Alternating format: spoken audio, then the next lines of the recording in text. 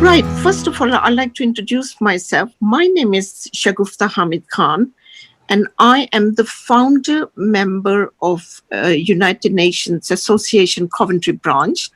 I am the chairperson, and Philip Brown is the secretary. He's also the founder member. We both founded this association about 4 years ago. In 2016, UNA Coventry branch was established, and Philip is the secretary, and he is my backbone who supports me throughout and looks after a lot of things, and I really appreciate what he does for the UNA. He's very passionate. Before I introduce anybody, all the members, I would like to say a little bit about our association. Our organization was established, like I said, in 2016 to create a platform to promote the work of the United Nations here in Coventry.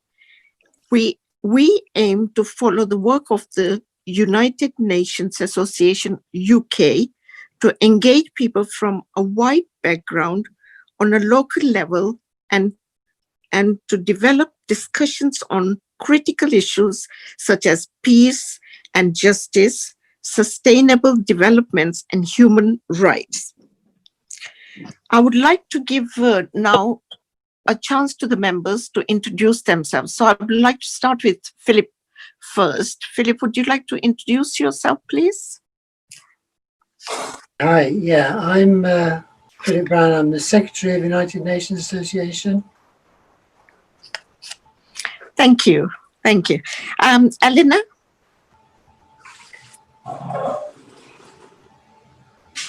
Elena, is Elena there? Yes, hello. Hi, Elena. Hi. Hi, how are you? I'm fine. Can you give us a brief introduction of yourself, please? Absolutely. As a member? Absolutely. So my name is Elena Alexander Myron. I am originally from Romania, and I am a master's student in Diplomacy, International Law, and Global Change at Coventry University. I have been with the UNA Coventry for a while now, and yes, I am an intern for the Academic Council of the United Nations Systems. Thank you so much. Thank you. Aki, would you like to introduce yourself, please? Hi, yeah, guys, I'm the treasurer of the United Nations Association Coventry branch. I think it was about August last year that I joined up with the organization. I hold a master's degree in international human rights law.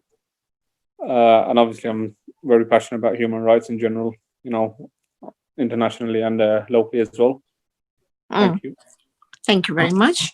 Nesika, and I can never say your name properly. Nesikak. Is that right? Nesikak. Yes. Beautiful name, yes. Go ahead.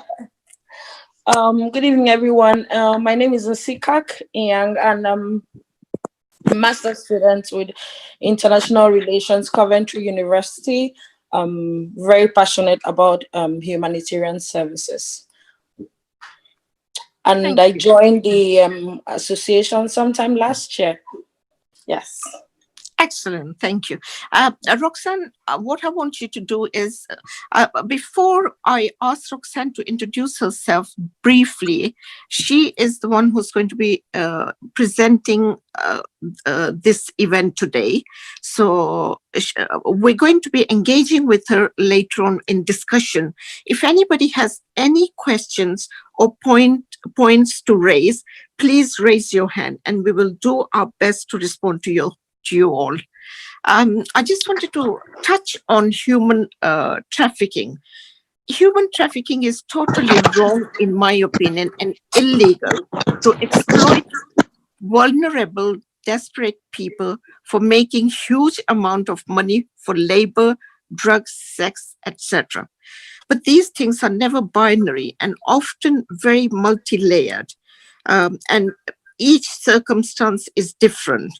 These are very poor people in war-torn countries, desperate to escape for a better life. So Roxana is going to present it, and then we can get into discussion. Roxanne, I would like to invite you, give brief discussion, and then you can just carry on with your presentation. Thank you. Okay, so just before I start, can I just ask Philip to share the screen with us? I'm not sure it's sharing right now. So my name is Roxana. Hello, everyone. My name is Roxana. I am the volunteer manager for the United Nations Associations. I've joined in January, I think. So I'm new. I am currently studying a master's in diplomacy, international law, and global change. And I have a particular interest in human trafficking. So during this degree, I have studied trafficking in human beings module in the first semester, and I have developed this particular interest. And as a result of that, I am focusing my dissertation thesis on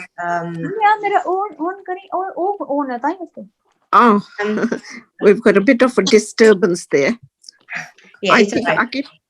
So as a result of that, I'm focusing my dissertation on assessing whether the policies implemented by the UK in supporting victims of human trafficking are effective or not.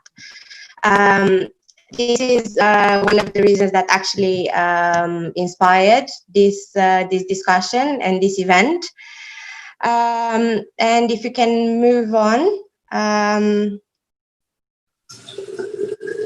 I would like before we start, I would like to present the definition of human trafficking, and in my perspective, one of the most common and complex definitions is the one presented in the Council of Europe Convention on Action Against Trafficking in Human Beings, and is because it outlines the three parts of the process of human trafficking, which is the act, the recruitment, transportation, and transfer of people. The second part is the means. So the traffickers would often use force, abuse, would use the abuse of power on the position of the vulnerability of the victim. And the third part is the purpose, which is the exploitation, which is usually to get a financial benefit out of this. The reason why I'm saying that this is a very complex definition because it explains that exploitation includes not only sexual exploitation, as the majority would think of, but also forced labor,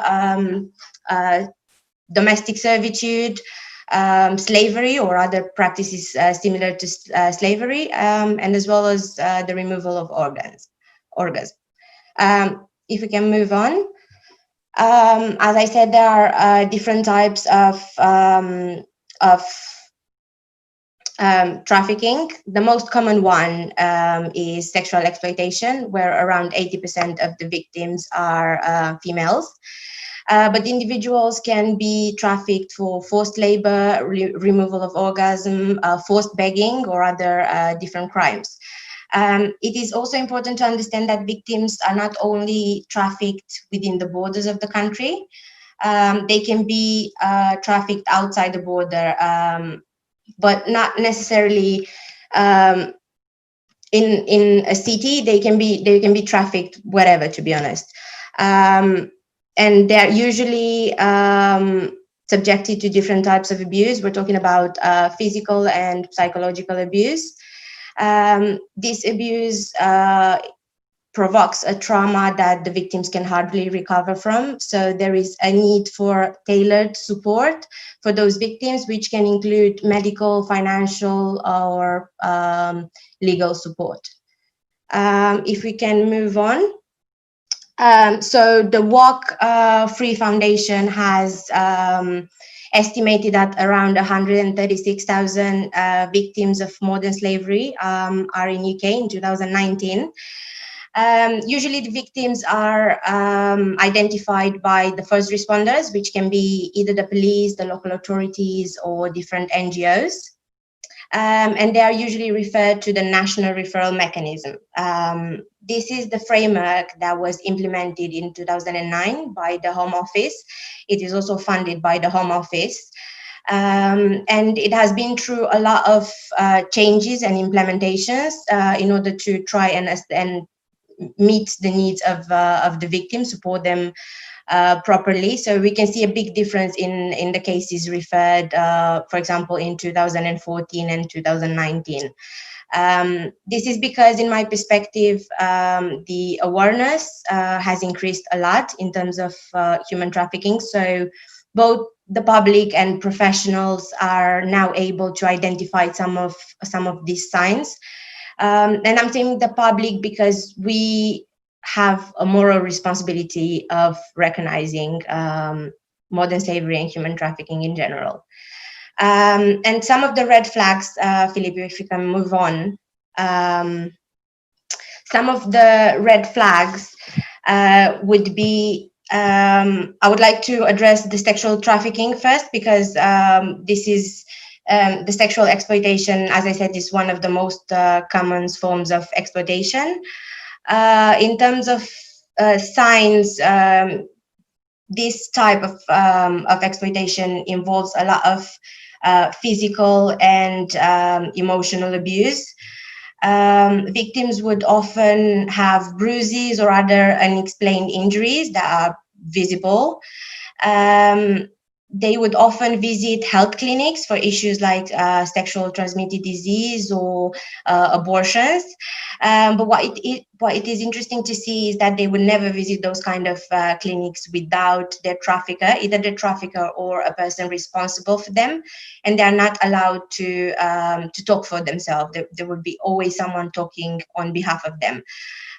This is not necessarily because they do not know the language or because they don't want to talk for themselves. It's because they are believed to be the property of their trafficker, which can be either a female or a male. It depends, and it's usually much older than the victim. So the victims are usually not able to talk for themselves or to make decisions for themselves.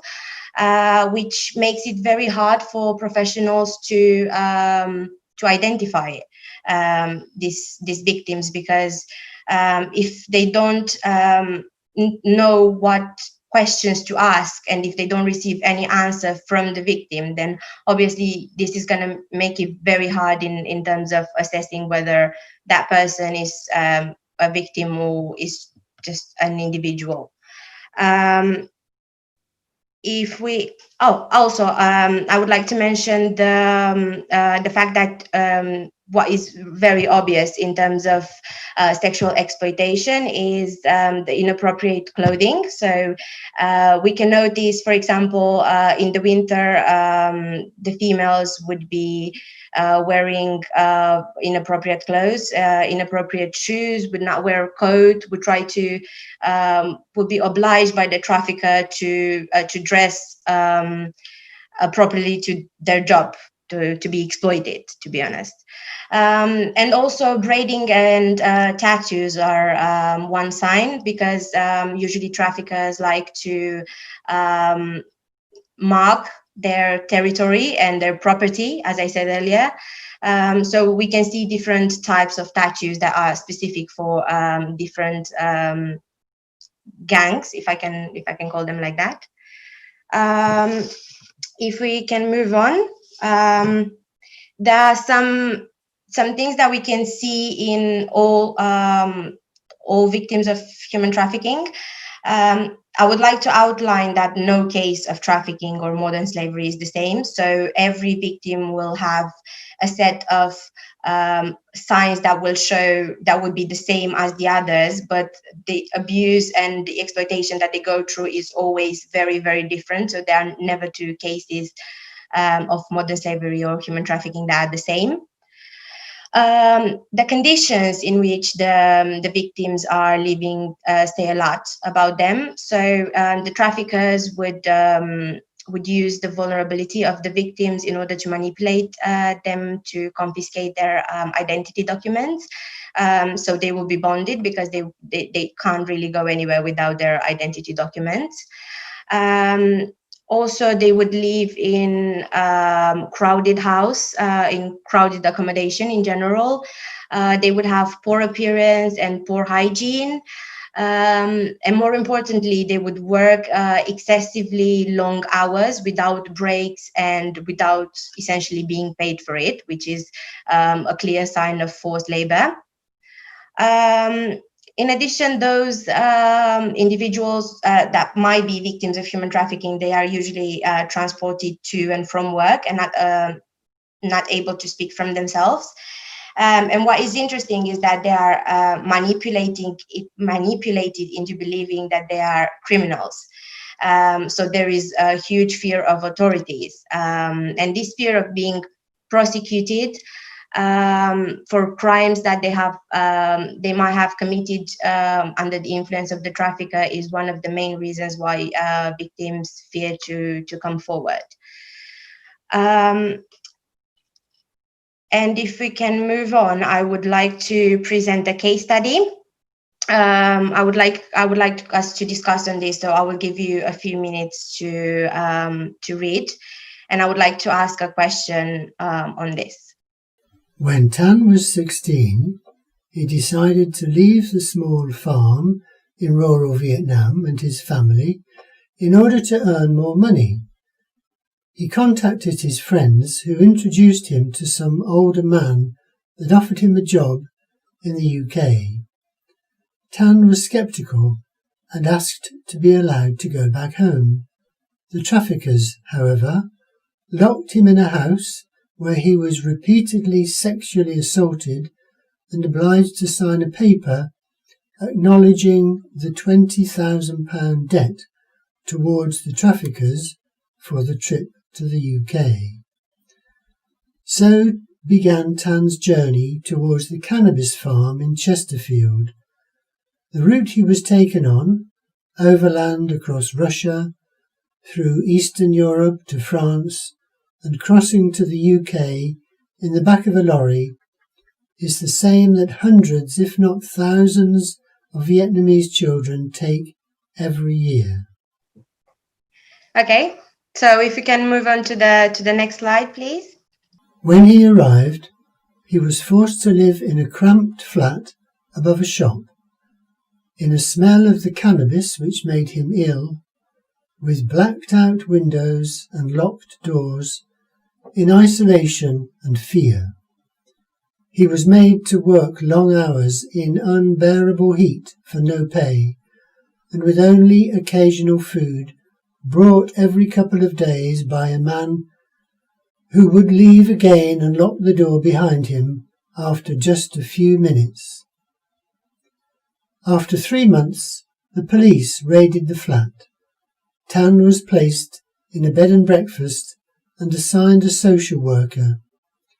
He was aware that he would have to sit in front of a judge, and he was scared that he was going to be prosecuted. So he has not told the police he was being trafficked. He did what his trafficker advised.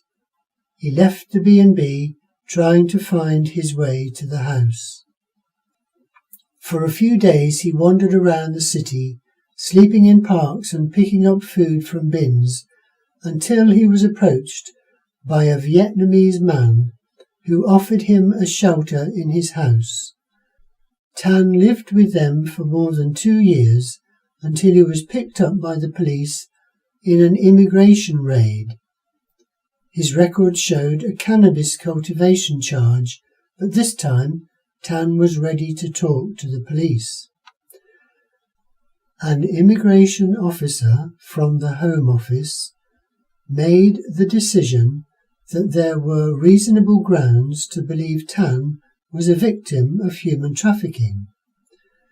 However, the Home Office failed to inform the relevant legislative bodies of the decision, and Tan was convicted to 8 months in prison for cannabis cultivation. When the case was revised, the police admitted lots of mistakes were made during the case.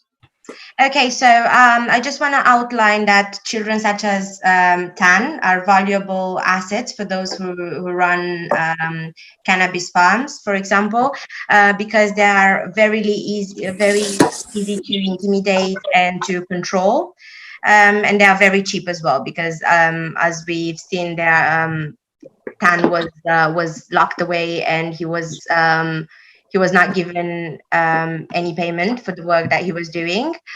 So the traffickers would often use this debt that they have, that the victim has for being trafficked in another country, as a means of manipulating the victim into believing that they need to work for those people.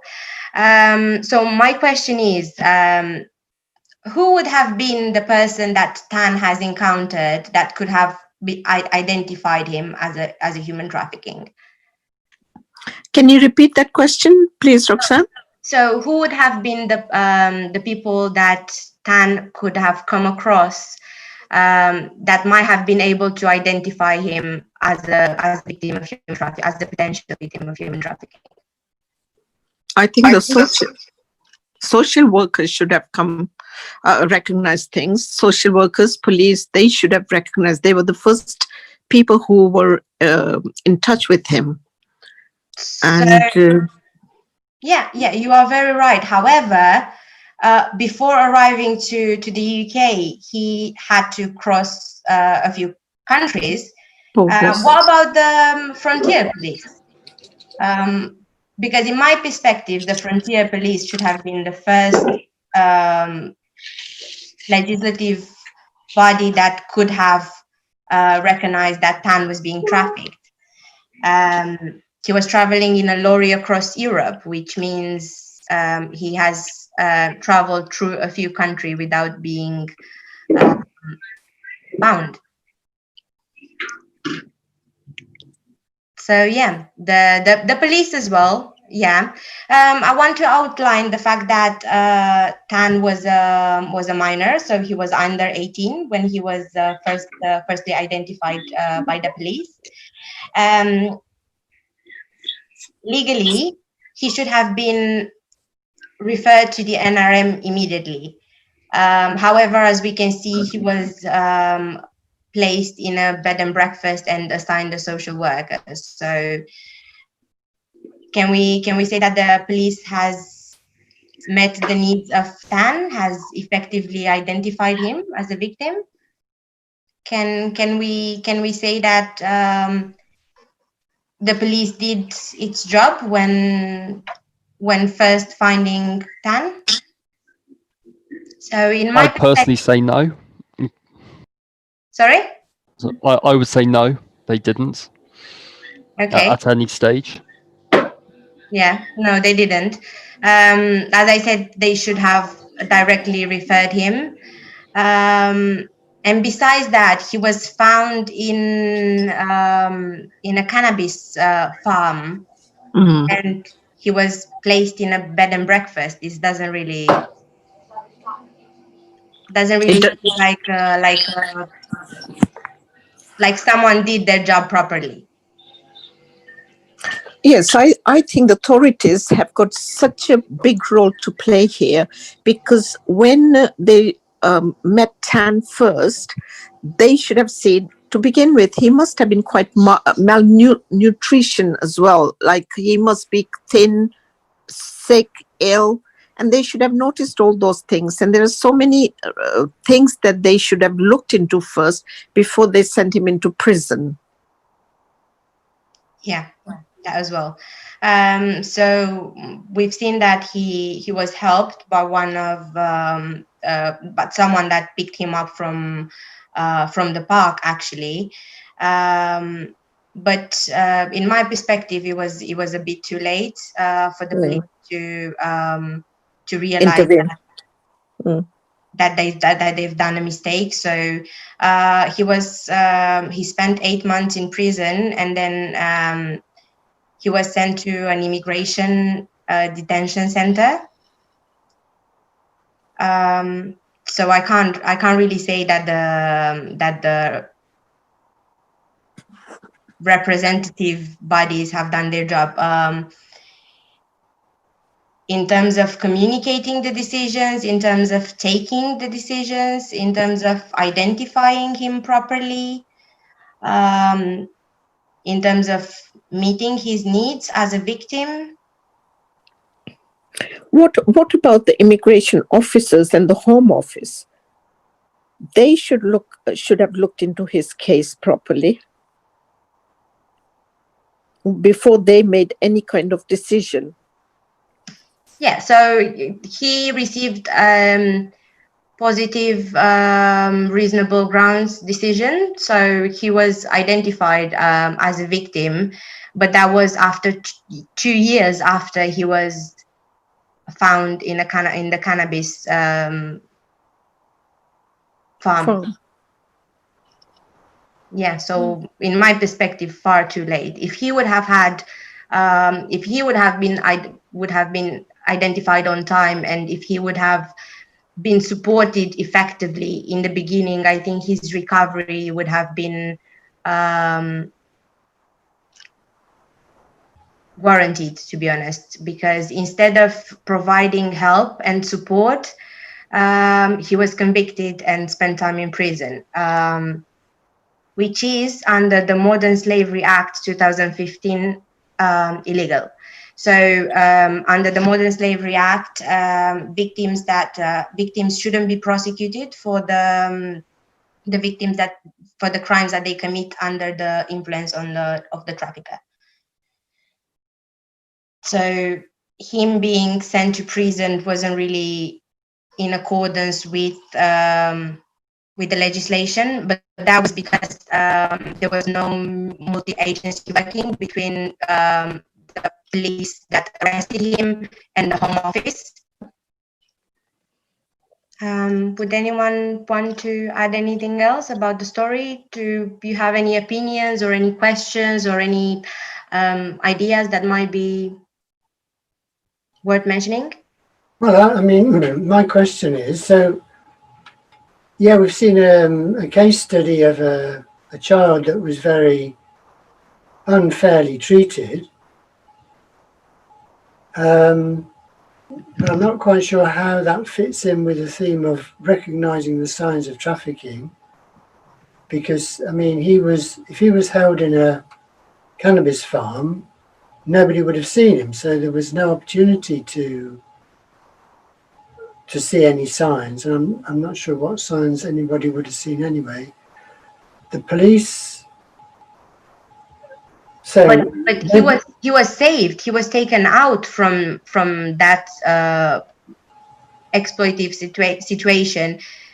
He was taken by the police, and they still haven't identified him as a victim, but as a criminal. Right. Okay. So what signs should the police? Because he was frightened of speaking to the police, so he didn't tell them the truth.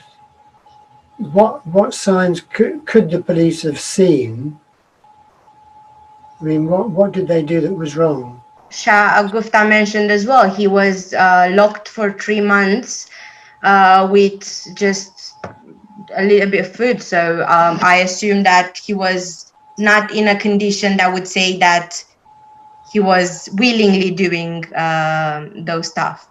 So I think the mistake that the police made was the fact that they didn't ask the right question, and they didn't, I'm not saying pushed the victim more into answering those questions, because if someone will not, as I said, the victims are often scared to cooperate with the legislative bodies, because they fear that they might be prosecuted for this. So, I think that's one of the reasons why Tan didn't collaborate with the police. But at the same time, I find it very questionable the fact that he was treated as he wasn't treated as a victim, he was treated as a criminal, but still he was placed in a bed and breakfast without someone looking for him, apart from being assigned a social worker. Yes, they should have given him support from the beginning. This is the thing, when people are coming from destitute countries, or they're coming to look for jobs and all that, some kind of support should be there for them. Without support, they get exploited by the wrong people. When they get into the clutches of the wrong people, they start exploiting them, and they get deeper and deeper into all these in this kind of situation. And the police, when they took him, yes, police has made a lot of mistakes. They should have noticed that he must have looked so pale, he was fragile, all those kind of things. Being locked up in a drug farm where he's got no fresh air, he's don't know whether he's been eating proper meals or not, he's got bed to sleep on. His condition must have been quite bad, and the police should have recognized it, and they should have got in touch with the social workers or somebody, some kind of authority to look into that. And because he was so young as well, Yeah. like he, you know, he's not like he's coming over to work for a family back home. Is, you know, he's so young. He's just been exploited. It should have been spotted a lot earlier. And as we've noticed in the previous slide, he was before arriving in the UK, he was seriously sexually assaulted as well. So that probably had a huge impact on the way he perceived his traffickers. So I assume he was very, very scared. So that's one of the reasons probably why he didn't want to collaborate with the police. I would like to add something. I would like to add the fact that in so many countries, this kind of sexual trafficking or human trafficking is usually very normalized, and like certain countries don't have like any policies implemented for these kind of acts. So it comes from like within, kind of. The problem is out there. We know about it, but we don't do anything to solve it. It's just kind of like, yeah, it is there, and yeah. So I think it's like a very global problem, and I think that this should be tackled as a sustainable development goal. I agree. Yeah, but what do you think, Elena, about the way the police the lack of communication between the Home Office and the police that arrested Tan? Well, to be honest with you, so for example, I had a similar experience where I had to travel as a minor. I had to travel to Hungary from Romania to visit my dad. So I don't know exactly what happened. I was very young. I don't exactly remember, but I think my documents were not great. So the police, I think my father just went in the kind of office on the borders, and he was like talking with the police, and then I think they exchanged some money or something, and I was let in the country. But just imagine me being in another situation. So I don't know. I think it's like the police is not really instructed or trained or educated in this matter. So it's just exactly like what happened very recently with the police. I don't exactly know why. Yeah, but I don't believe that any kind of justice was made for Tan in this situation, to be honest. If I could give a quick comment, I think one of what should have happened is he should have been identified as a minor. Then it should have been referred to what we call a multi-agency safeguarding hub, which is social services and the police, and then they take action on this, and it's a really big thing. The issue would have been some police officer, somebody managing the case, just would have decided they either didn't identify him as that or hadn't been trained properly, and it's often a lack of training that lets them down. I think there was a similar case with one of the ambulance service CCAMs, I think it was a few years ago, where their paramedics saw they made 15 trips to the same property for different women who all had injuries, really obvious, And it was literally the ambulance service had not invested in their safeguarding training. They had not done the safeguarding training, so the paramedics didn't know. And that went to court, and that's what was said in court. So it's very often it's a lack of training in the British police. Obviously, in maybe Russia, going through sort of some of the the overland trafficking routes where he would have been transported. Yeah, I mean, there's often higher levels of corruption where that happens. It's very common in Russia. They don't pursue traffickers at all, as far as I know. Yeah, well, the situation is not very bright in Romania either, to be honest. Yes, I'm aware. as we can see in the statistics, there is a high majority of Romanian women trafficked for sexual exploitation across Europe. So yeah, the situation is not very pink. But yeah, as you said, there is a lack of training, lack of awareness and understanding in police. And actually, I was reading a study the other day for my dissertation. It was about public and professional understanding, so about the understanding of the NHS professionals on terms of identifying human trafficking. And the study was conducted in 2016. I am not sure what the sample was, but I know that the result was that 86% of the NHS professionals do not know what questions to ask in order to identify whether a victim is a potential, whether an individual is a potential victim of human trafficking, and 86.8%, sorry, they don't know what to do in case they encounter a case of human trafficking. So they don't know what options they have in order to report that, which I found very interesting. But ever since 2016, there have been lots of campaigns for public and professional awareness.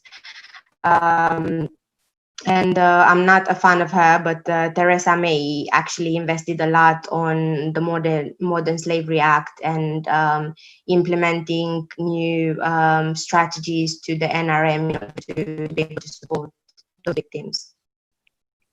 I think the UNA also, the United Nations has also set up a body where globally they are looking into the issues of human trafficking. Otherwise, ordinarily, I didn't know much about human trafficking. I hardly ever came across human trafficking because not ordinary people would not come. If you're not in that environment, you will not even come across human trafficking. But this subject, that's why we are here to bring this awareness, because a lot of awareness is needed.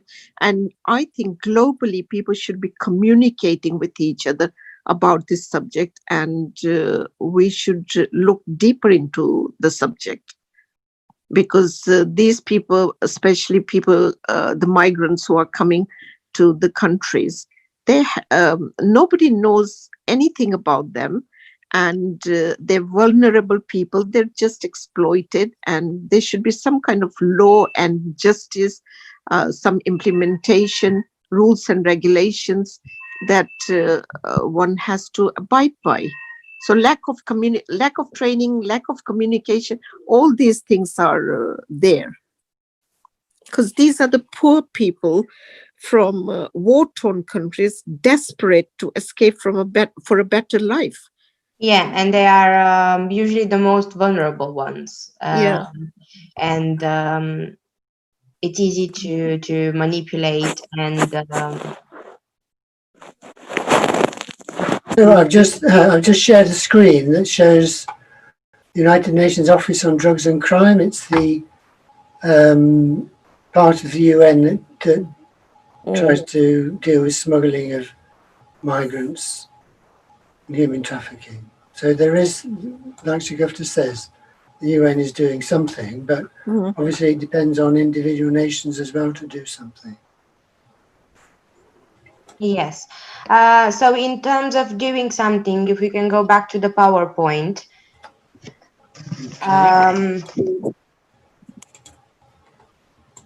We have some ways in which we can. Do you want the next slide? Yes, please. So yeah, these are the main ways of reporting modern slavery. So we can either use the helpline, which is outlined in red, and for more information, you can find on modernslavery.co.uk. If there is an immediate danger, or if someone is in direct danger, it is advisable to call directly the police. Otherwise, contacting the Salvation Army or any other NGOs that is in charge with modern slavery and human trafficking are also a good option. And the application Stop, so the Stop app. It's also a way of reporting cases of modern slavery or human trafficking. I'm referring to it to modern slavery because this is the term that you will see in the legislation today. Ever since the Modern Slavery Act was implemented, human trafficking has become a part of modern slavery.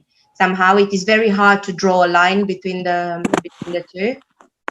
And last week, if we can move on, Philip. Actually, not last week. I think it was on Monday.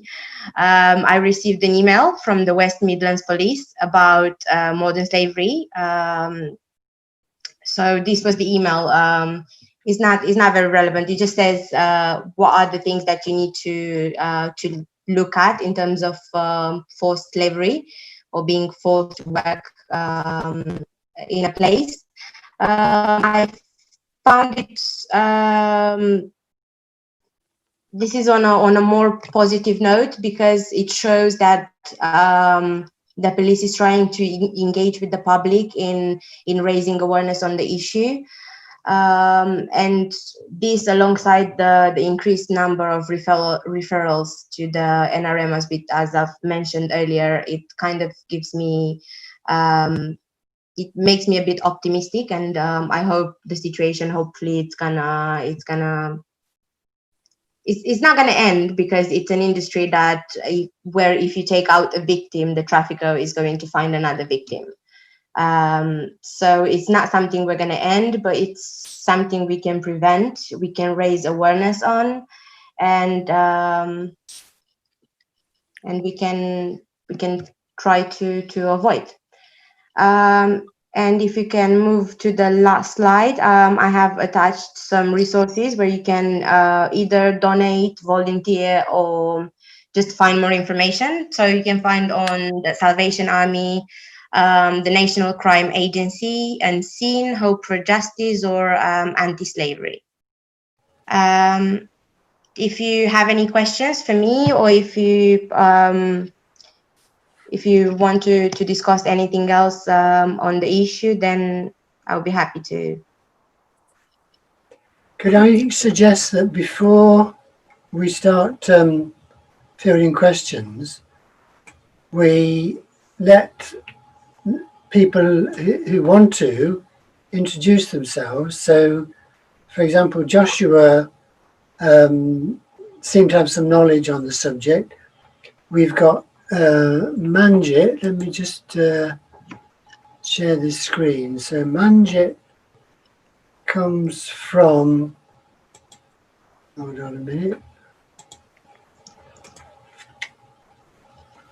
Manjit comes from the Coventry Rape and Sexual Abuse Centre, which has got this website, crasac.org.uk. So he might want to say something about what he does. And I mean, other people also might have some experience and want to explain who they are and what they do and why they're here. Anybody like to do that? I'm happy to start. Okay. Yeah. Joshua. So I'm Joshua St. Line. So I did 2 degrees at Coventry. I did disaster management, and I did terrorism, organised crime, and global security. So at the moment, I work in emergency planning for the care sector in Buckinghamshire. as an emergency planner. Okay. And can I just ask how you heard about this event? It was a friend from the Disaster Management Network. We have quite a big alumni from Coventry, and a lot of us sort of mix into the sort of the humanities faculty area as well. Okay. Anybody else? Yeah, I can go. Okay. So this is Manjit. Yeah, I'm Manjeet. Yeah, so I am Manjeet, Mrs. Manjeet. Yeah, I work with Coventry Rape and Sexual Abuse Center. We do support victims of rape and sexual abuse.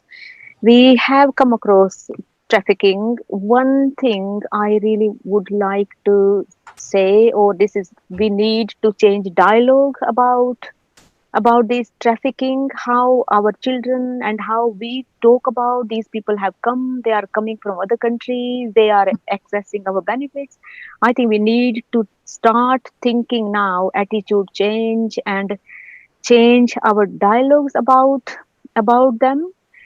So we, by saying these things, we forget about how they have gone through, how we can look the signs of these trafficking or exploitation happening, how they are coming one place to another place. So these things, I think, is very important to we change our mindsets. I have seen these kids spoken, how they are saying about trafficking, about these children, they have come and they are from these countries, and how is quite kind of scary thing to see, instead of helping them, supporting them.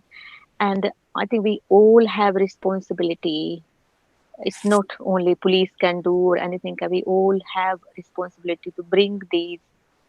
If we find something, we have some signs, I think we need to speak out. We need to tell someone to support them, this kind of people, how they gone through, how they they were going through these experiences. So yeah, Manjit, sorry, Manjit, what you're saying is that there are stigmas attached to it, aren't there? Yeah, there are many stigmas attached. The stigma, and they don't, sexual exploitation is the thing that don't normally, they always hide the sexual exploitation or sexual abuse. But when they say second time, when they go home office, when they have interviews, when they tell, and they are told by home office, you are lying, you didn't tell first time. So we had a couple of people, I went with them, and they were told, but they don't realize how, anyway, any victims of survivor of sexual abuse, they have stigma, they don't talk about, they have barriers. But these people, especially, they are trafficked, or they have black people or Asian people, they have more kind of barriers than all any other people. Any survivor, they find very, very hard to talk about. So how they are called by home office, how they are called by these people, they are lying, that just have seen. And when they come out of the courts, we can't really see them, how they are another kind of experience they have. One they had already before, and another one, they are called liars. So yeah, stigma is quite a lot it attached. Because these victims also have a lot of language barrier. So language barrier is another reason they can't even explain anything. They don't know how to ask for help and all that kind of thing. Yeah.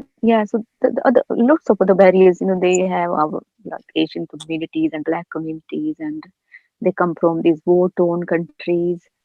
Yeah. Hey, thank you very much, and I apologise for calling you he. So. And that's all right, yeah, because Manjit can be he and Manjit can be she, so it doesn't matter really. Manjit, are you Manjit Rihal? Are you Manjit? Yeah, I'm Manjit. Yeah, I am hi. Manjit. Yes, I do. Hi, Shagufta. Yeah. So yeah, I saw your Facebook. That's what I just signed in. I said I will attend that. Thank you for coming on. Yeah, thank you. Yeah, thank you for organizing. This is such informative, and I think we need to know about these things, the more we will know, the more we will support them. Yeah, we need a big conference about that, and Yeah. we do. So at the moment, we're streaming this to YouTube. There's 5 people watching, and and we're recording this, and when this is over, we will produce a video and put it onto our website. So maybe I can send you a link to it. It'll be on the UNA Coventry website, UNA.uk. Yes, we can share. Sorry. Anybody else? Oh, sorry, go on. I would like to ask a question, actually. Does anyone think that they ever encountered a victim of human trafficking? It sounds don't like Manjit's think so. encountered lots of them. I mean, yes, I think I have on occasion.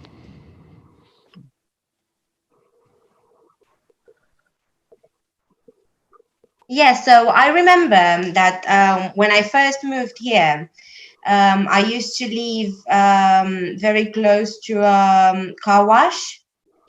And I remember that I used to see the same person working every day, in the morning, in the afternoon, late in the evening. The same person was working there. But obviously I wasn't aware of those kind of signs of, I just came here. It was my first year of university. I wasn't aware of it. When I first started learning about it, and I've tried to reflect back to think about, have I ever seen these kind of things? Have I ever noticed it? And actually, yes, I think I'm not aware of it. We just don't know that is happening, but I think it's everywhere. And I think if we open our eyes for a bit, we might see it. Yeah, there is a lot of lack of awareness. We do see people in the car wash. I see them every week, and I wouldn't even know that they were being exploited and all that. But this is it. We need to bring this awareness. Awareness is needed for everybody to know there's so much exploitation going around us, which we don't even realize. Yeah, that's the reason why I joined the chat tonight, because I haven't had any experience to do with this, and I'm actually supposed to be going to Hong Kong to work with an NGO over there who help women who have been trafficked into Hong Kong, who are trapped in the sex industry. So they're based like right in the center of Hong Kong, while they're based in like the red light district over there, and they have like a drop-in center where workers can come in. And basically it's an NGO that takes a long-term approach that tries to help them retrain and, you know, get out of the situation. But yeah, I don't have any first-hand experience of anything like this, so that's the reason why I joined, just to sort of. Can I ask you a question? You're going to Hong Kong. Are you going to kind of be trained there, or are you going to go and help them, or what is your job going to involve? And why go to Hong Kong when we've got problems at home? We're not solving our own problems here. Yeah, there is a bit more to it. So basically, it's an internship. I'm only going to be there for 3 months. Okay. And when I applied for it, they said basically select 2 locations you'd like to work in, and this is before I know what sort of job role I'm going to get, because I want to be a journalist basically. And so I selected London as my first choice, and then Hong Kong as my second choice. And then they said basically we feel that you'd get a better experience if you go abroad. So that's the reason why. So it wasn't really, you know, it wasn't really my decision to go to Hong Kong. I would prefer to go to London, but yeah, that's the reason why. But in Hong Kong, apparently it is a massive issue where people are trafficked from China, Russia, Southeast Asia, because they go to Hong Kong because they obviously, you know, I think they can earn better money over there, and many times they can, but in a lot of cases they're just trafficked, and then, you know, they're just stuck there in a cycle, really. The issue there is not going to be to spot them, it's going to be to help them, isn't it? Yeah, exactly. Yeah, but I mean, that's the thing, like, because I'm going to be speaking to victims of human trafficking, and this is why I sort of joined, because, you know, it's given me an insight into how things work, what people might have been through, and just generally give me a bit more knowledge on the subject, to be honest, because that, you know, because I joined the internship to be a journalist. I didn't necessarily go in there with the intention of learning about human trafficking and, you know, everything about it. So yeah, I thought this would sort of complement it quite well, really, just so I've got more information to go in with. Mm. Well, I hope it was useful. If you have any more questions, you can just contact us through the UNA page or through the Facebook or Instagram page. I can answer any questions you have. I think the experience you're gonna get is gonna be really, really interesting, and I hope you really enjoy it. I would love to be able to do that, to be honest. Yeah, I've got a feeling it's going to be pretty intense, but yeah, I am looking forward to it. I was supposed to go back in February, but obviously with Corona and everything, it's delayed for the foreseeable. Yeah. Yeah, I mean, all this human trafficking is such a wide subject. There are different kinds of human trafficking. We've not even touched on a lot of things, like there's in India, child brides, they're exploited. Then women in prostitution and all these dancers, and there's so many, it's such a wide subject, isn't it? So we can't even touch everything at the moment in this 1 hour. Yeah, definitely, because it's a weird situation in Hong Kong as well, where a lot of these women who work in the sex industry, the way the laws on prostitution in Hong Kong is basically that it's, as long as it's seen not to be an organisation, it's okay.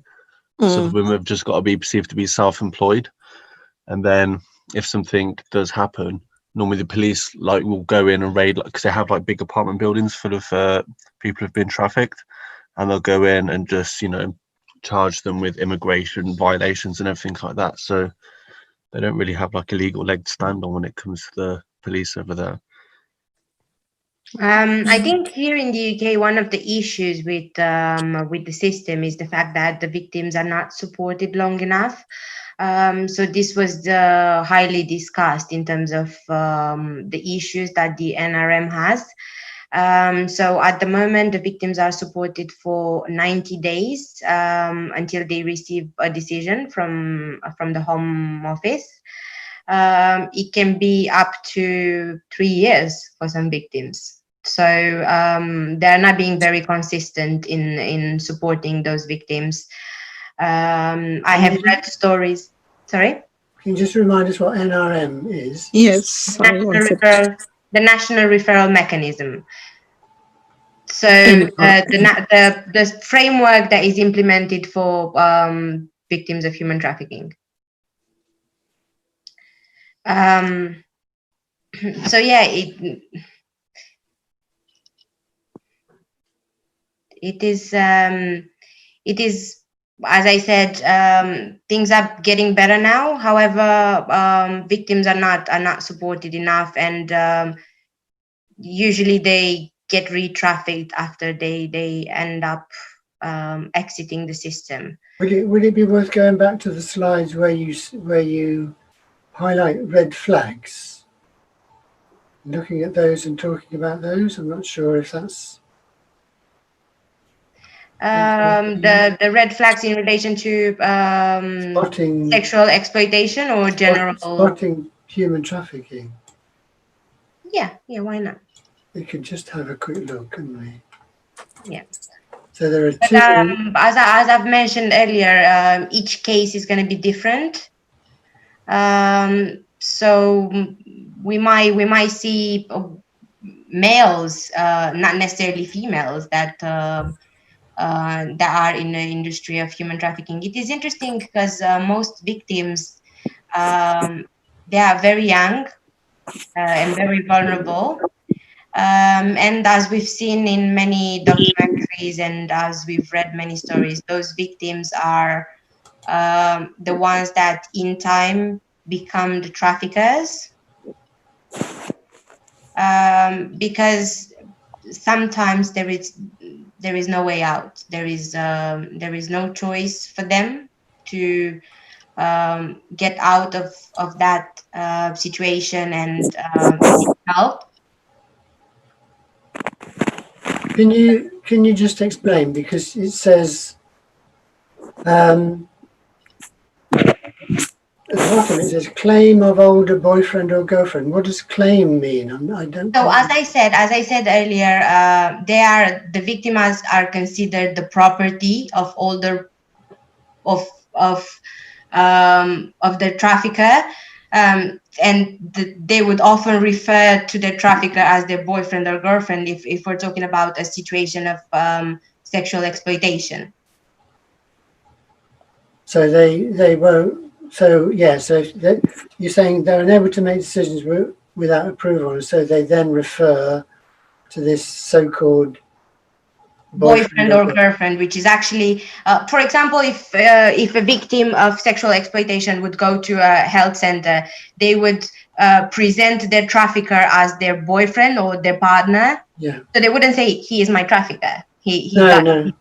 Yeah. So that's why it says claim of older boyfriend or girlfriend, because they feel like they are the property of the trafficker. Yeah. So the branding, I mean, you've got a barcode on there, but I don't very much see a barcode. I mean, a lot of people have tattoos, and I guess the tattoos would be some sort of logo indicating. Yes, indicating that the victim is a gang. So I'm not sure most of us would be able to recognise that brand has a significance, would we? Unless we could see. Very often they have certain characteristics on those tattoos. But I mean, barcodes aren't necessarily one, but it's often to do with the position, how obnoxious the writing may be, or big. It's often very big, sort of. It'll often be a name in very big writing. Very often they like to have symbols of power, such as a crown, or things like that. So it's often a combination of different factors that you'll notice. It's not a hard-run science by any means, but yeah, those are sort of the common factors you'll see in those markings. Thank you. And then maybe it's worth having a look at the second, because you had two screens here. Let me just find the second one. I think the second one is a lot easier. So you've already talked about. Go on.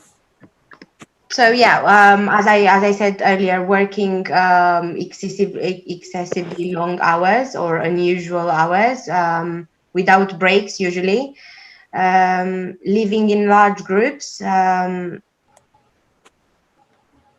seen lots of stories on TV about police raiding houses with people, 30, 40 people living in the same house in a 3 or 4 bedroom house. Those people are people that are trafficked, and they're working for their traffickers for little or no money, to be honest. And as I said, they are not able to speak from themselves, and they usually don't know because they are trafficked from another country and they don't have the means, the linguistic means of expressing themselves in the country that they are at. That's actually the point of them working in another country. So it is very hard to try and get out of that situation when you find yourself in a country in which you don't speak the language, you have no identification, and you don't know anyone apart from your traffickers. So the traffickers won't give them the opportunity to speak from themselves or to meet other people. So you wouldn't see them, or you would probably see them going shopping or at the market, but they're going to be with the trafficker or with another person responsible, because they are always looked after, watched. Yeah. Okay. Cool. I must say, I mean, you're often, the typical thing you hear about is a car wash. So every time I see a car wash, I wonder, but there's just, I think it's quite hard from the perspective of the public when it comes to things like car washes, like, because you don't really know the personal circumstances of everybody working there. You don't know whether they have gone through the whole asylum and immigration process and now are citizens of the UK. and it's also a concern of people of interfering in their lives, because the people themselves who have been trafficked, it's not beneficial for them to be in that situation of modern slavery. But if how would they take my reaction to me maybe informing the police? Would they be happy with that? Me taking, they might be thinking, that they would be sent back to their country or prosecuted. So I think it's definitely difficult from the perspective of somebody in the public. I think with the police, the responsibility and obligation on them to take the right actions is definitely a lot more clear. I think they have a responsibility to the public to make sure that they're protecting every citizen in every case.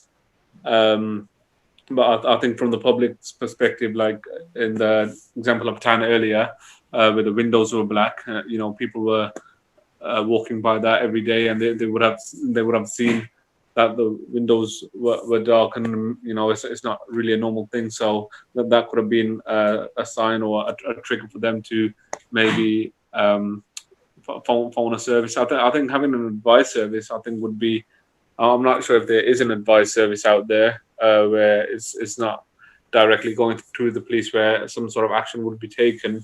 Maybe they could, get some advice of somebody, and then it may be referred on.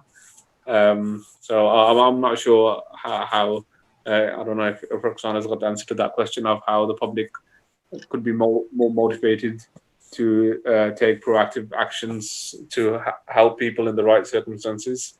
I think it's a difficult one, definitely. The question is, do you need someone to motivate you to do the right thing? No. No. So yes, I agree with what you said. Sorry, that wasn't the question. Sorry. No, I got your question. Don't worry. Yeah. So yeah, I agree with what you said. And actually, the police and the first responders in general have a duty to notify. But I think that we as individuals have, I wouldn't say a moral responsibility. It's just something we can do, and I think we have to do in case we have a suspicion. We're never going to be able to be sure, because unless there is a certain, unless the victim actually realizes that she or he is a victim and comes and asks for help, then you can't really be sure. If you have any suspicion, I think reporting it to one of the NGOs would be a good option. As I said, the Salvation Army, they are the ones that are that I've seen that in the past years have had a good involvement in terms of rescuing victims from situation of exploitation. So if they would get a call about a suspicion, they would go and investigate it, and they would set up a plan in order to try and rescue the victim when the traffickers are not around. So it is not an easy process, but I think it's. Sorry, could I just say something? Yeah, sure. So I volunteered with the Coventry Refugee and Migrant Centre a few years back, and I remember doing the training that we had to do as a volunteer, and we weren't actually told anything about trafficking or looking at signs, looking out for the signs of trafficking at all. And I think, I don't really know much about trafficking, which is why I joined this talk as well. But I think, in like services like that, I think it's really important that the volunteers, I think this is like a fundamental aspect of the training that we should get, because we were told to look out for signs of mental health problems, but that was all very vague stuff, and we were not told about these issues that could be affecting these people, and especially because so many of them had such a big language barrier, and we had translators that were working alongside us if we couldn't communicate with them ourselves. But especially because of that, and especially because the people were so vulnerable, I'm looking back and thinking, actually, yeah, it's crazy that we weren't informed about this. And at the time, because I guess there were so many other issues, I didn't even think about raising this as a point. Yeah. So do you feel like during the time you've volunteered there, did you feel like you've encountered any victim of human trafficking or maybe sexual exploitation? I think honestly, I might have come across it. And now that I'm looking back, but yeah, it's just, I mean, it's quite heartbreaking to think now, but I just wasn't aware of it because I think that the image that it's not their fault, but the image that the refugee centre was giving was that, oh, these people have come from such war-torn places, we are offering them refuge, the UK is welcoming, the UK is a place for everyone. And with that image in mind, you know, I guess we completely missed the fact that obviously a lot of the time that's not the case, and people haven't come here on their own accord or are living a life that they were promised. Yeah, exactly. And they usually get to those centers, and if the victims are not supported in the way they need to, as I said, they need support tailored to their needs. It is very likely for them to recover very, very hard, or sometimes not at all. And this is very hard because if they don't start the recovery process, they're not going to overcome those language barriers that you were talking about as well. Mm-hmm. Not even with interpreters being there for you to translate. Another issue is that those the volunteers, as you said, or the professionals, they don't have enough time to actually connect with the victims. I don't know how much time did you use to spend with the people in the center, but it takes a lot of time for the victim to open up. And to talk about the trauma and their situation of exploitation, because often they don't even realize this. There is such a lack of awareness in terms of victims on their own status of being a victim, which makes it very hard for other people to identify them as victims. Because obviously, if you don't feel like you belong, you can be labeled as a victim, then you're not going to seek for help and you're not going to receive help. Yeah. Can I just interrupt here? First of all, I'd like to know who the lady was. If you'd like to give us a brief introduction about yourself, the lady was speaking. That's fine. My name's Sarah, and I was at the University of Warwick, and during that time I volunteered at the Coventry Refugee and Migrant Centre, and then I went to Bristol University to do a law master's conversion, and I'm looking to get into human rights, immigration law, that sort of thing.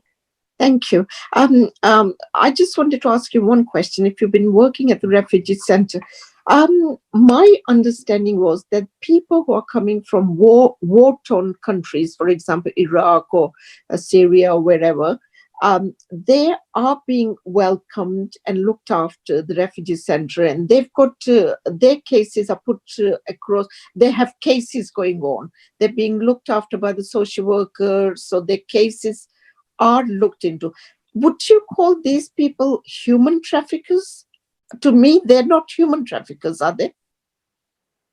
Sorry, they are the war-torn, destitute people who have come into UK because of the yeah, definitely. But I think at this centre, it wasn't just those people that would come in. So we'd get a range of people. A lot of them would be from war-torn backgrounds, but a lot of them were also just economic migrants. It was sort of like a drop-in service, so anyone could come in, and they didn't really need to have a case behind them to come in, and we would just see them and try and address their concerns. So yeah, of course, those people aren't, well, I hope they wouldn't be in trafficking situations. No. But it wasn't just those people that we would see. Yes. Yeah. That's very interesting what you've been saying. Yeah. Very interesting. Mm-hmm. Akib, were you going to say something? No, sorry, I was just paying attention. I've got an issue which I'd like to raise, and it follows on from what Mohammed was saying about the cannabis farm. The windows are blacked out, and people, I think he was saying that people would have been suspicious. Well, I mean, that raised reminded me of something, and I'll just show you a photograph of this place. So this is a place that's looked like, so it says Martial Arts Centre. It's not far from where I live, and it's looked exactly the same for the past 20 years. So the windows are blacked out with white paper that describes products for sale and stuff. But I mean, it's obviously not being used. It was originally a shop, I think. And I thought, well, maybe could be, you know, a cannabis farm.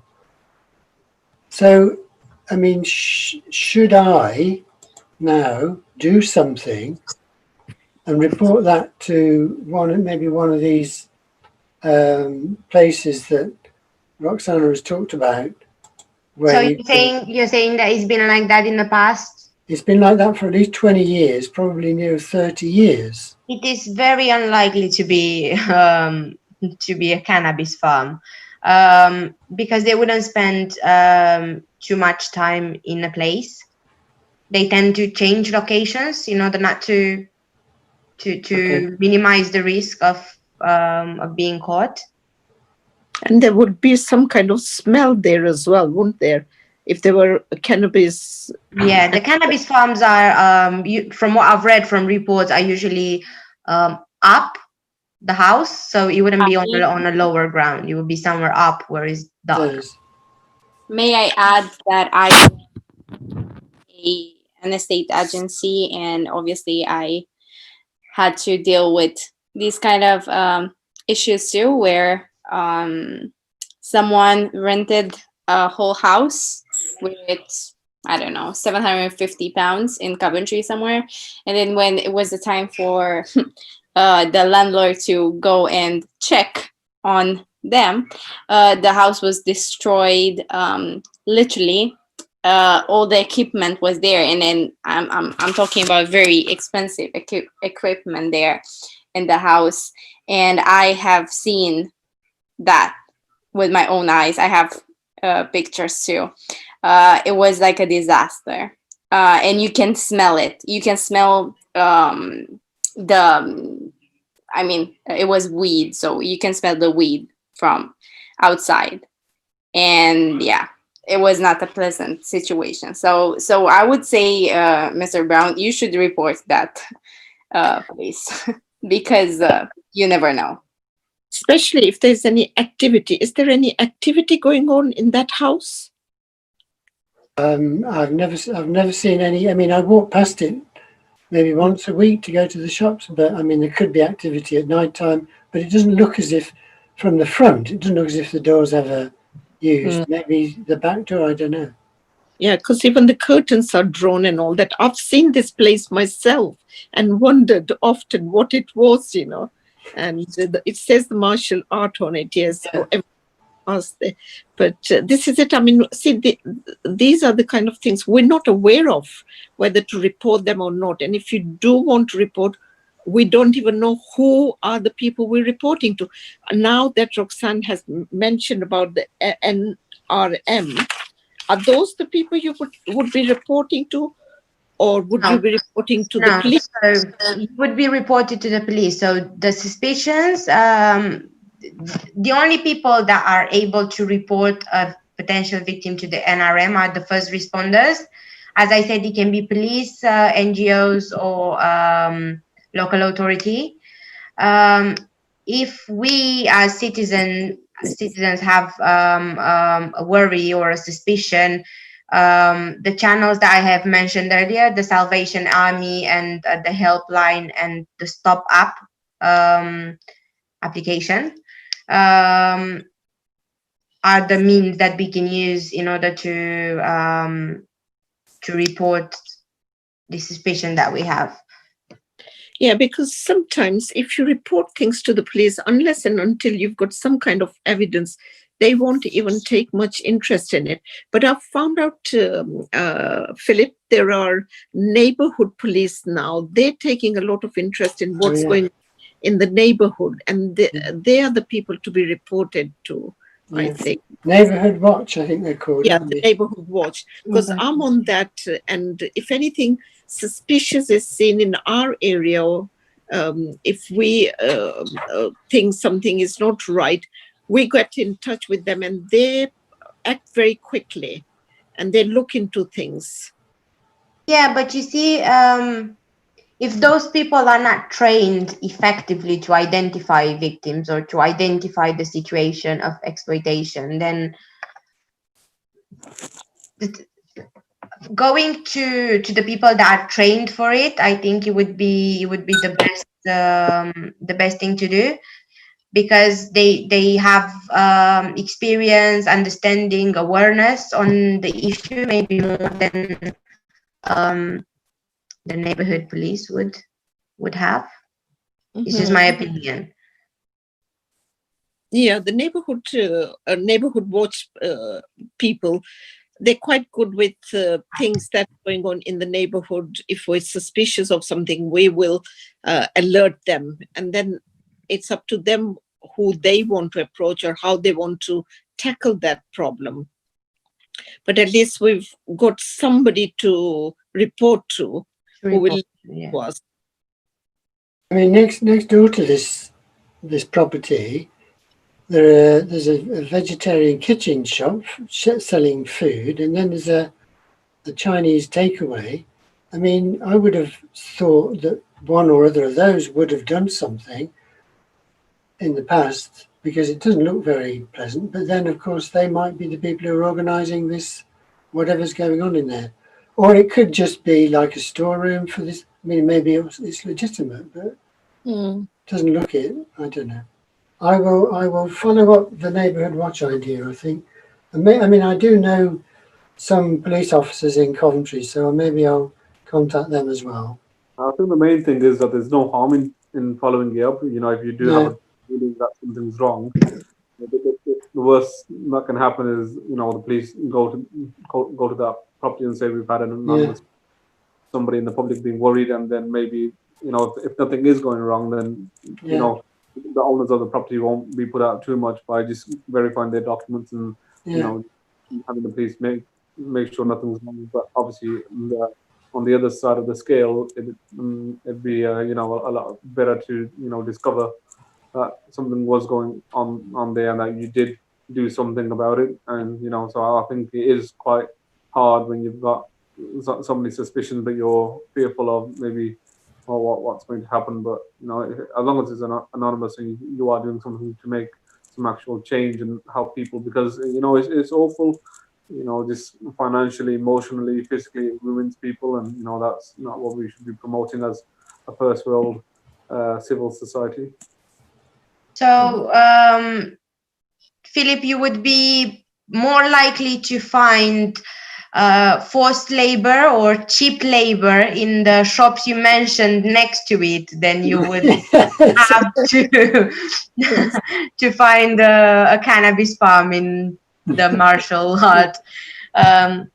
With the cannabis farm, there are signs like they should be smelled, there should be a lot of heat production, electricity is being used. There are those kind of signs you got to look out. And then the activities, there might be a couple of people there coming out at certain time of the night and not during the day or whatever. So there are some signs for the drug farm, but also, I mean, maybe you should get in touch with the council houses, council people as well, because if the premises is left empty, the council house would be interested in that to investigate what's going on there. Yeah. So they can take possession of it and let it out to somebody. They're very quick to do that with other people, yes, but it's the innocent people who get problems. The others get away with it. I had a question. Yes. Cover any other exploitations, or you've covered what you wanted to, and you're just looking for questions and discussion on what you've said? Is there anything else you're going to touch up with? No, that was the presentation. I was just thinking we can have an open discussion about the cases that we might have encountered, or just some general ideas about trafficking or modern slavery that we might have, or questions that we might have. I had questions for you, Roxana, and for Elena also. I'm afraid I was 5 minutes late at the beginning, so if you introduced yourself, I missed it. But I was very curious to know for both of you, as Romanians, where you're based and what organizations you're part of, or what your roles are in those, to take note of and look up later. And the reason that I'm interested is I used to live in Romania, I speak Romanian, and I'm now involved with a charity in Bedfordshire, supporting police with executing warrants and properties suspected to be brothels with mainly Romanian victims. So I was just, just as this is a new learning experience for me, I was just curious to know, who else is involved potentially in anything like that in the UK, and if there's any websites or charities that you'd recommend me looking up. I'm the volunteer manager for the United Nations associations, and I'm currently undertaking a master's degree in diplomacy, law, and global change. And we're both based in Coventry. Elena, go ahead. Yeah, myself and Roxana, we are in the same class. Well, we were, but we are still. I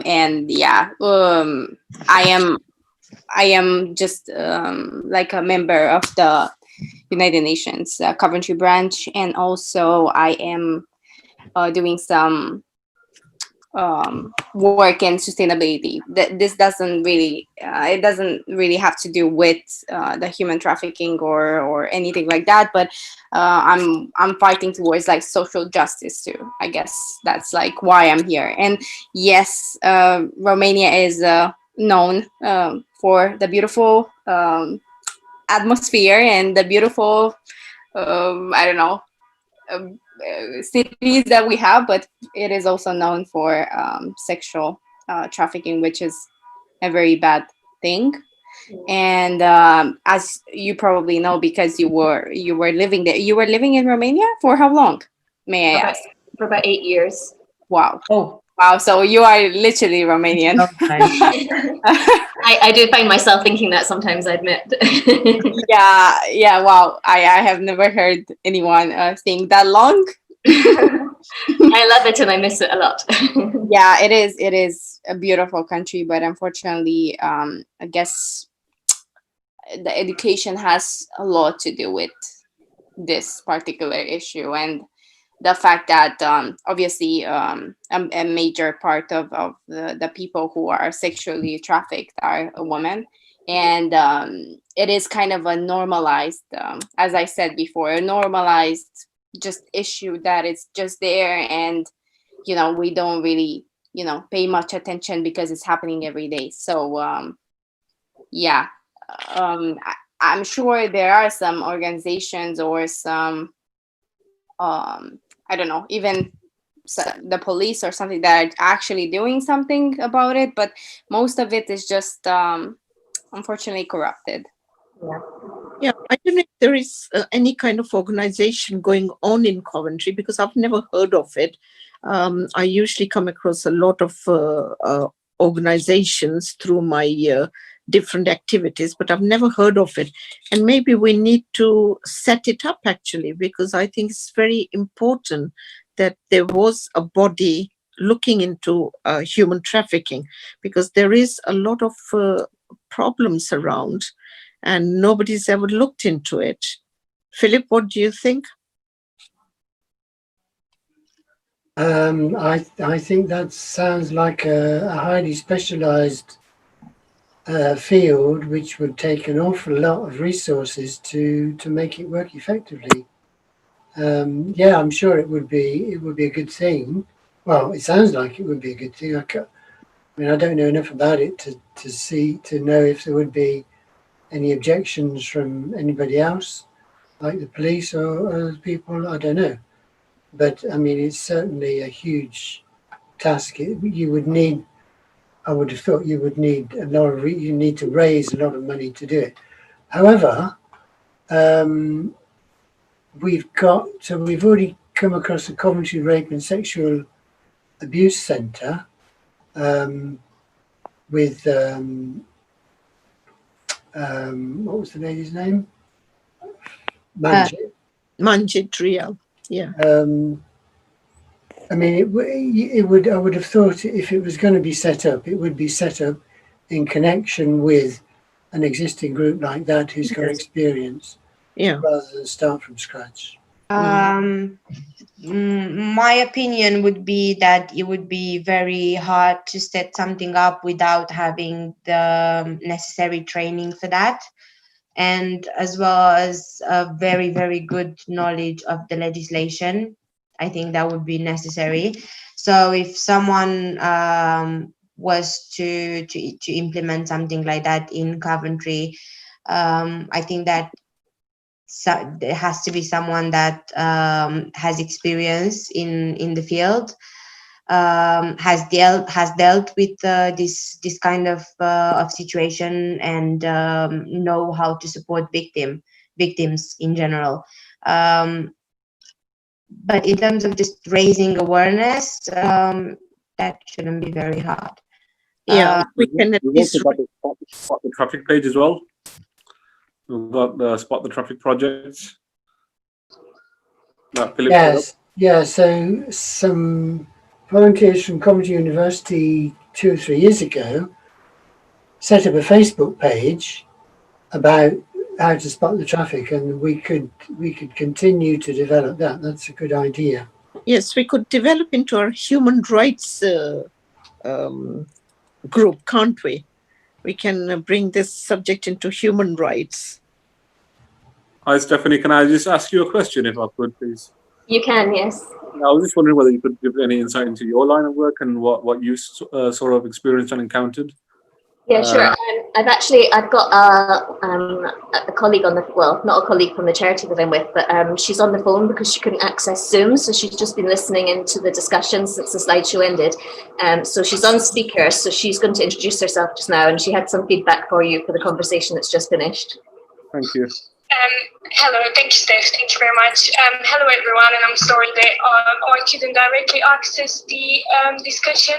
So I work for Bedfordshire Police, and I'm the Modern Slavery and Human Trafficking Coordinator. And I'm also a Coventry alumni, so I know Coventry quite well. I just wanted to say, because I do work quite closely with partnerships across the country, so basically West Midlands, there is a partnership already set up. It's chaired by the police and the council, and it's an anti-slavery partnership. So I know they are doing quite a lot of things around this to basically liaise with already existing charities or NGOs dedicated to modern slavery. But it's quite difficult because not a lot, you know, charities dedicated only and purely to modern slavery exist anyway around the country. So it's a very good idea, and I'm very glad that, you know, this is actually happening and it's being discussed at this forum. But I just wanted to make you aware that, yeah, there is already existing outlets that are trying to work together and make it happen. So if you can, you know, you can link with them if, you know, you want to support that. And just on another point, because I don't want to kind of overtake the discussion, but I just wanted to add that another reporting mechanism is the Modern Slavery Helpline. So in addition to what's being said about the Salvation Army, Crime Stoppers, as well as the Modern Slavery Helpline are also equivalent and, equally kind of good ways of reporting if you have any suspicions. And in terms of the police, as somebody who worked for the police, but I'm not a police officer, so I'm a staff member, and that was the reason why I was employed, to kind of not be a police officer and be able to liaise to those people and relate and create that, relationship and gain their trust. I can say that we take it seriously. The police takes it seriously. There is a lot more people to be educated in the police. I absolutely agree. There is still the attitude of, it's their choice. They've come here knowing what's going to happen, etc., etc. And I'm fighting every day against that. But I can tell you that anything that comes from the public will be taken seriously enough and will be looked at. But I guess why you probably get the impression that it's not is because it's taking time. Unfortunately, a lot of the time it takes time to get to the right people to be actioned, or sometimes it needs a little bit more gathering of information so that we can act on it. But don't be afraid to pick up the phone and say, look, I've got this suspicion about this. Don't be afraid to do it, because we do rely on the public heavily to actually report these cases to us or suspicions. So don't think you ever, you will not be trusted, believed, or look stupid or anything like that. So this is from me. I'm sorry I kind of, spoken for too long, but thank you very much. Yeah, that's good. I mean, I've looked at anti-slavery partnership on the internet, and there are several websites. So there's one, aspartnership.org.uk. There's another one, the unseenuk.org. So I'm not sure which. So are you saying that these anti-slavery partnerships are local to cities or to police areas or something? I didn't get the name of the lady. Could you please tell us your name? Sorry, I don't know whether I missed that or not. My name is Ronnie Veroniki is my full name, Cherneva, and I'm originally from Bulgaria, so that's why probably you can pick up on the accent as well. No. Okay, thank you. And how did you hear about? How did you hear about this? Basically, the Unseen is a charity that basically is the Modern Slavery Helpline as well. So they do. They're dedicated to modern slavery purely and only, and they are the one who manage the Modern Slavery Helpline.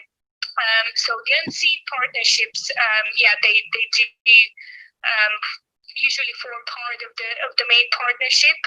The one that I'm talking about, if you Google Human Trafficking Foundation, they've got a brilliant website where actually they've made the effort to map out all the partnerships. What did you say? Human trafficking? What? Across the country. So you will see for West Midlands, it will be West Midlands Anti-Slavery Partnership, and it's set up by police, council, border force, National Crime Agency. It's all sorts of partners around the table. I'm not exactly sure whether they've got. I think they have a separate one with NGOs as well only, but I'm not really sure because they haven't really COVID. I haven't really caught up with them recently. So. But if my memory doesn't fail me, then I think there is an NGO partnership as part of this big anti-slavery partnership as well. Okay. So it's West Midlands Antislavery.org is the site. So those are the people who are currently responsible for it. So for Coventry to set up its own wouldn't be a good idea without working with them, I would have thought.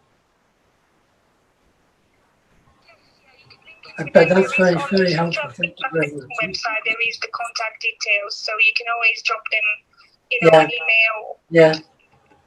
So what we're doing, we're recording this and we're going to produce a video of it, put it on our website.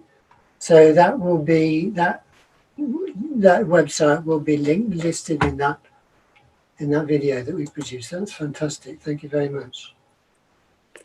Are there any more guests, Philip, who would like to participate? Kirsty There are a and few who Tom. haven't spoken. Kirsty and Tom, you got any input or insights? Yeah. But then they're not obliged to speak, so it's entirely up to No. Yeah, if anybody wants to come. And Nesikak, are you still there? Yes, she's still here. Okay. Do you want to say anything, Nesikak?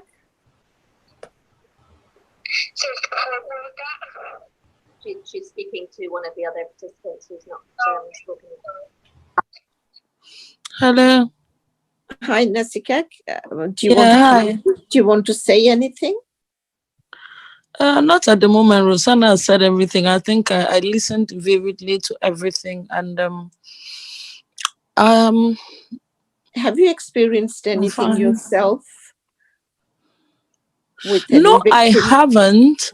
But in this case, in the case of human trafficking, I remember we had a lecture on human trafficking before in my first semester, and we had a very similar case where we had to discuss it vividly in class, about signs of how most times even the organization even protects the people that are the traffickers.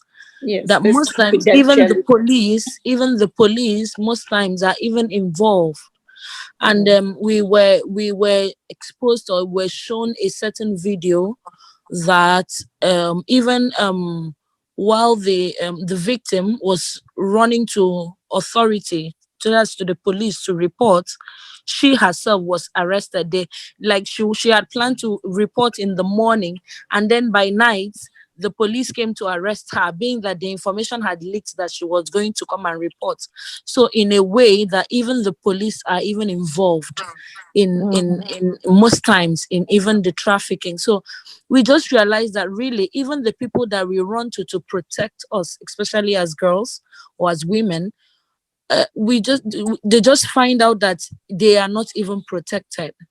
So I think we just found ourselves in a world where we realize that even the people that are meant to protect us are not even protecting us. So I really don't know how it will even start. Now, with regards to what Philip said about a neighbor, some suspicious actions he saw on his streets, you'll be surprised that, okay, fine, if he now decides to say, okay, let me go and report, and then at the end of the day, you realize that all eyes will be on him, will be like, oh, you're the one that went to report, In a way, what's the extent to which he is going to be protected if he gets to report, from even the people I think that reporting is anonymous. You're not exposing yourself to anything. And I work a lot with the police, and I don't recognize what you're saying at all. All of the police officers that I know are really dedicated to their work. Yes. I'm sure there are some, but the situation that you described could have been caused by some other factor. So I think within the UK, we're probably not one of the worst countries in the world to have corruption within the police.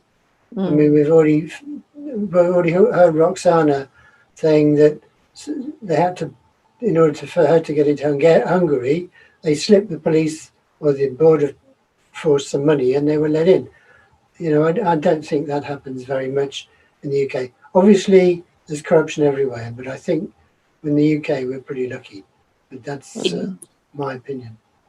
Yes, and in UK, if you're reporting anything, there is confidentiality. A person who's reporting is protected by the police, so your name is not necessarily there that you've reported in. They do keep that quite confidential, don't they? Yeah. If you've reported, yeah. I would agree with all of that. That there definitely are countries where that does happen, but Yes. that's not a rampant thing in the UK. And I think if it does happen, it would be probably less than 1%. It's just not a thing. If any officer got caught doing that, my gosh, Yeah. they'd hang him. Because we've got law and order in this country, so yes, it doesn't happen. I mean, there are corrupted people everywhere, and there might be one or two in the police as well, but not on the larger scale, because there is law and order, quite strict rules and regulations. So yes, it's not commonly done in UK. Yeah, I think a final point for me, there's definitely a lot more that we can do here in the UK. I think the UK is a big meal ticket for traffickers and people around the country to create a hub here. There's a lot of economic opportunity here in the UK. Obviously, prostitution and drug trafficking are a big source of these. You've also got county lines as well. I'm not sure if you guys are aware, where children are. Stephanie and her friend probably know more, but there's kids as young as 10 or 11 years old that are made to transport drugs all around the UK, especially in the region of Coventry and Stratford-upon-Avon, Leamington Spa, and it's obviously easy to look out for these signs as well, where kids are on their own. So it's not just with the adults as well. We have to also look out for signs in the public with young. Especially because kids are very, very vulnerable, and they are the main target of the traffickers, as you said. And older people alone in their flats. Some drug traffickers even try and be inventive to create new ways, so they try and exploit these vulnerable people by befriending them, maybe doing their grocery shopping for them once a week, and then slowly setting up a room in their flat whereby they're creating drugs or profit, or having friends come and visit. It's a lot more complex than simply women on a street corner or maybe a suspicious looking shop. So I think it's definitely important to have these sort of discussions with the right people, and just create more awareness of what we can do to create a society that we can benefit from in the long term, and just help all the citizens, so nobody's being exploited or abused financially, emotionally, or physically as well. So thank you, Roxana, for an insightful presentation, and for everybody for their opinions and discussions as well. It's been quite helpful, and best of luck to Joshua as well in Hong Kong, and everybody else doing work in this field or whatever field they're in, really. Thank you. Yes, it's been a very enlightening presentation, Roxanne, and it's opened up my mind as well, and I would be looking out for signs now.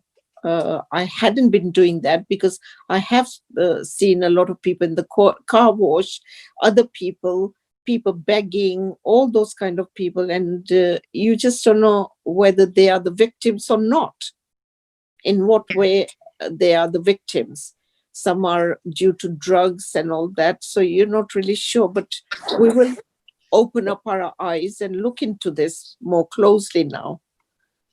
Yeah, I think that's the best we can do, to be honest. Trying to be more aware of these signs, and generally try to look around and observe people, because I've noticed that we're always so caught up in our phones and in what we are doing in general, that we forget to look around and see those signs, because you're not going to see something you're not looking for, to be honest. So Yes. you kind of need to know what you're looking for, and to be aware of this problem in order to be able to overcome it. Okay, well, we've been going for nearly 2 hours, so I think we're going to draw the event to a close. Can I just mention that we are running further events similar to this, but during the summer we've the next one we've got scheduled is for September, on the International Day of Peace on 21st of September. But maybe we should be thinking about running something before that. And we're also running teleconversations about UN 75. So the United Nations has designated 2020, the 75th anniversary of the founding of the UN, as a global conversation to talk about the future of the UN, the future of the world. What do we want the UN to do? So the first Wednesday of every month, we run a teleconversation. So if you go to our website, UNACOV.UK,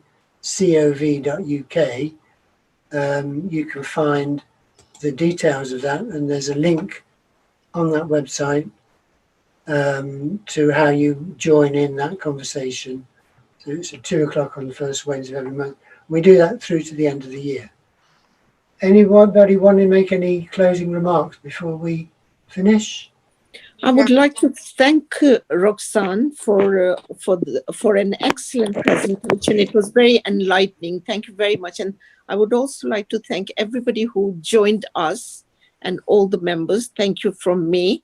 So I'll let Roxana conclude this now. And before we wrap it. Thank you. Thank you for everyone who attended. It was a pleasure. I hope I made a difference, and I hope you actually got something from my presentation. I am very, very passionate about this topic, and if anyone else wants to have any conversation with me on the topic, you can contact me through the UNA page.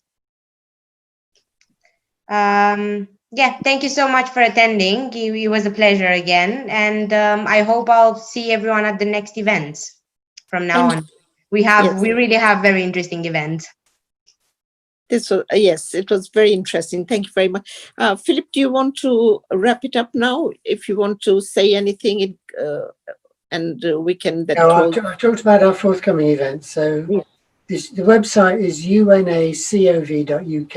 You find everything that we do on that website. Okay, and I would like to add too, it was a pleasure being here, and thank you very much, Roxana, for your amazing input. I really enjoyed it, and I hope we're gonna have something like this soon. Thank you so much. Thank you. Thank you very much, guys. Thank you. Okay, finally, I think I'll also like to add thank you everyone, especially for the new people that joined us today, and also to encourage us to follow our social media handles on Twitter, Instagram, and Facebook. And post your comments, your likes, what you enjoyed about the event. Thank you. Thank you. Goodbye, everybody. Thank you very much.